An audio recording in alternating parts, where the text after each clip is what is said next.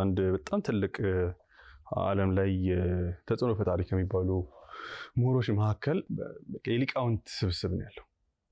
መድረክ ላይ ወጥቶ ንግግር እያደረገ ነውና ከዛ እኔ ከሁላችሁም እሻላችኋለሁ አላቸው። ንግግሩ ሲጀምር ማለት ነው። ሹፍ ያኒ አንተ ዓሊም እኔ ጀሊል እና ያሉት ሰዎች ደግሞ ከሱ በቀድሩ ኩኩልና የሚበልጡት ቢሆኑ እንጂ የሚያንሱት አይደለም። ይሄ ለሰማይ የከበዱ ነው የሚባለው። እንደሱ የከበዱ ቅድም እንዳልኳቸው ሰዎች አይከብዱ እና ሌላ ዓለም ነው ደግሞ የምነግርህ ሙስሊሙ ዓለም።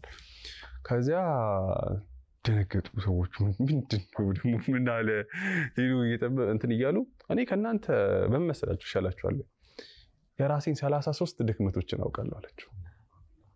33 በሽታዎች አሉብኝ ኤቢሲዲ ብዬ አሁን ነገር የምትሉኝ እንደዚህ እነግራችኋለሁ እና በጣም ብዙ ሰው ምን እንዳለበት እኮ ያውቃል ማለት እስኪ ጠንካራ አሁን ብዙ ጊዜ የሥራ ኢንተርቪው ላይ ምናምን እኔ አሁን ይገጥመኛል እስኪ ጠንካራ ጎኔ ብትለው ምናምን ይባላል አይደል ያው እንትን ነኝ ምናምን 3 ነገር ይነግራል ሰው ደካማ ጎን ትንሽ እንዲህ ይላል ብሎ በጣም ማክሲማም 5 ነገር ሊነግር ይችላል ጎበዝ ሰው ከሆነ 33 ነገር ግን ማለት ረመዳን የለውጥ ወር ነው ሲባል ሰው እነዚህ ነገሮችን ክፍተቶችን የማርምበት የምሞላበት የሚል ውስጣዊ ዝግጅት የመንፈስ ከፍታ ቃል አይደለ ስብር ማለት እንትን ማይል ከሆነ በጣም ነው والله ከባድ ነው ብዬ ነው ማስበው።